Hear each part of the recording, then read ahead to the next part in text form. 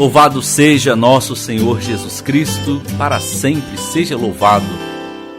Pela água do batismo, missionários somos todos, enviados do Senhor a construir um mundo novo. Estamos iniciando o nosso programa Refletindo Círculos Bíblicos. Que o Espírito Santo de Deus nos acompanhe nessa tarde, nos iluminando para nos abrirmos à presença da Palavra de Deus.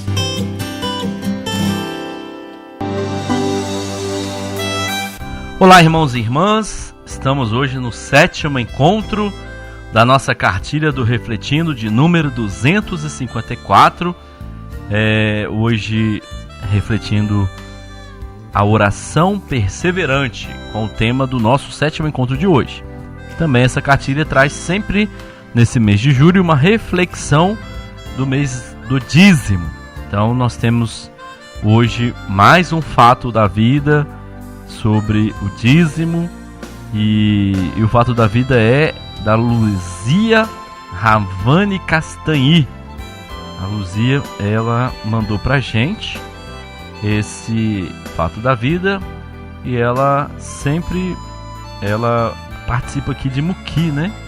É a comunidade de Desengano de Muqui. Então, ela tem 64 anos hoje, ainda é ministra da distribuição da Eucaristia na comunidade Santa Terezinha, em Córrego dos Monos, lá na paróquia São Felipe. Então, muito obrigado a Luzia Ravani Castanhi, o Castanhe, né? Ela que hoje vai partilhar conosco o fato da vida e o seu testemunho sobre o dízimo. Então você que quer conhecer esse testemunho da nossa irmã Luzia, vai participar, né, na Círculo Bíblico da sua comunidade. Então vai lá ajudar a refletir, ouvir e dar o seu testemunho também.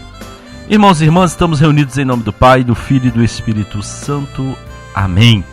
O evangelho que nós vamos hoje rezar é o evangelho de Lucas, capítulo 11, do versículo 1 ao versículo 13. Você que é animador e você que vai receber o encontro do Círculo Bíblico dessa semana na sua casa, dá uma estudadinha na cartilha antes, prepara bem este encontro, acolher bem as pessoas, se tiver visitante, se tiver alguém vindo pela primeira vez, sempre é importante uma acolhida, né? Acolher os nossos jovens, convidar os nossos jovens a participar desse encontro. É sempre importante a presença de jovens, dos adolescentes inseridos nos nossos círculos bíblicos. Irmãos e irmãs, nos preparemos para receber e proclamar a palavra de Deus nesse dia. Palavras de salvação, somente o céu tem pra dar. Por isso meu coração se abre para escutar. O Senhor esteja convosco, Ele está no meio de nós. Proclamação do Evangelho de Jesus Cristo segundo Lucas. Glória a vós, Senhor.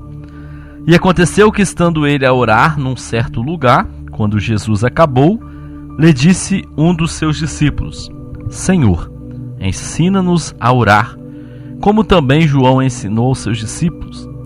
E ele lhe disse: quando orardes, dizei: Pai nosso, que estais nos céus, santificado seja o teu nome. Venha o teu reino, seja feita a tua vontade, assim na terra como no céu. Dá-nos cada dia o nosso pão cotidiano. Perdoa-nos os nossos pecados, pois também nós perdoaremos a qualquer que nos deve. E não nos conduza à tentação, mas livra-nos do mal. Disse-lhe também: qual de vós terá um amigo, e se for procurá-lo à meia-noite, ele disser: amigo, empresta-me 3 pães, pois que um amigo meu chegou em minha casa, vindo de caminho, e não tenho que apresentar-lhe. Se ele respondendo de dentro disser: não me importunes, já estar a porta fechada, e os meus filhos estão comigo na cama, não posso levantar-me para vos dar. Digo-vos que, ainda que não se levante a dar-lhes por ser seu amigo, levantar-se-á todavia por causa da sua importunação. Ele dará tudo o que houver mister. E eu vos digo a vós: pedi e dar-se-vos-á, buscai e achareis, bateis e abrirá-se, porque qualquer que pede recebe, quem busca acha, quem bater abrir-se-lhe-á. E qual pai de entre vós que, se o filho pedir pão, lhe dará uma pedra? Ou também, se lhe pedir peixe, lhe dará por peixes uma serpente?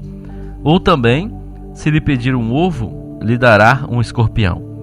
Pois se vós, sendo maus, sabeis dar boas dádivas aos vossos filhos, quanto mais dará o Pai Celeste, o Espírito Santo, àquele que lhe pedirem. Palavra da salvação, glória a vós, Senhor. Irmãos e irmãs, este momento é o momento de nós partilharmos a palavra de Deus. Então, a nossa cartilha traz 3 questões para provocar a nossa reflexão. Mas você pode dar o seu testemunho, né, fazer sua partilha e apresentar também o entendimento dessa palavra bíblica no grupo. Irmãos e irmãs, o que o Evangelho então nos traz, né? Qual é esse ambiente que a palavra de Deus está situada? Nós ainda continuamos naquele caminho de Jerusalém, que é um caminho teológico, onde Jesus continua ensinando os seus discípulos, preparando eles para assumir plenamente como testemunha dos reinos. A catequese que no texto de hoje apresenta, Jesus ele apresenta aos discípulos sobre a forma de dialogar com Deus. Lucas é o evangelista da oração de Jesus. Ele refere a oração de Jesus no batismo, antes da eleição dos 12, antes do primeiro anúncio da paixão, no contexto da transfiguração, após o regresso dos discípulos da missão, na última ceia, no Getsêmani, na cruz. Em geral, a oração é o espaço do encontro de Jesus com o Pai, o momento do discernimento do projeto do Pai. O texto que hoje nos é proposto, ele apresenta Jesus a orar ao Pai e a ensinar aos discípulos como orar ao Pai. Não se trata tanto de ensinar uma fórmula fixa que os discípulos devem repetir de memória, mas mais do que propor um modelo, de resto, o Pai Nosso conservado por Lucas é um texto diferente do Pai Nosso conservado por Mateus, lá em Mateus capítulo 6, de 9 a 13, o que pode explicar por tradição litúrgica distintas. A versão de Mateus condiz com um meio de judeu cristão, enquanto que o de Lucas, mais breve e com menos embelezamento litúrgico, está mais próximo, provavelmente, da oração original. Nenhuma dessas versões pretende, na realidade, reproduzir literalmente as palavras de Jesus, mas mostrar às comunidades cristãs qual a atitude que se deve assumir no diálogo com Deus. Então, qual é uma mensagem que nós podemos resgatar para nós no dia de hoje? Como é que os discípulos devem então rezar? Então, Lucas refere-se a 2 aspectos que devem ser considerados no diálogo com Deus. O primeiro diz respeito à forma. Deve ser um diálogo de um filho com o pai. O segundo diz respeito ao assunto. O diálogo incidirá na realização do plano do Pai no advento do mundo novo.